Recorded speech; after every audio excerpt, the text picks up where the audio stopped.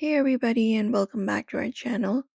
If you want to recover your Facebook account without email or phone, in today's video we are going to guide you through the process. So let's get started.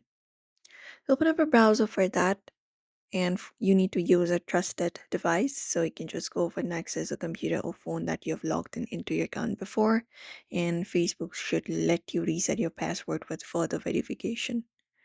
So once you open up the browser, for that you need to head over to facebook.com and type in slash login and slash identify. And once you tap on it, you will be taken to their official site. Now, what you need to do is you can try searching for your account.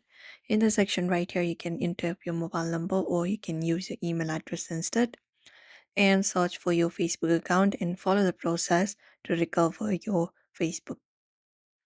And if you do not want to use your email address or mobile number, you can look out for the option of using your full name or username instead of those options. If that does not work, what we can do is we can just go over and verify your identity with an ID. So go to facebook.com/hacked and hit enter. So type in /hacked, hit enter, and then you need to walk through some steps to recover your account.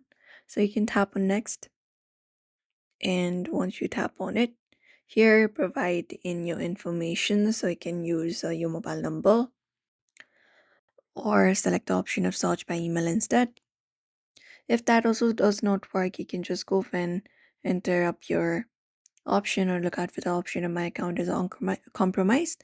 And from there, you may need to enter a current or previous password, enter any of the password that you remember using, and you can follow the prompts to begin the process of uploading your ID. An accepted document includes a driver's license, passport, or birth certificate. And that should do it. If none of those steps work, it is extremely difficult to regain your access to your account. So beware of third party applications. But you may just try out those steps for that. So do not forget to give this video a like and also subscribe for more tips and tutorials.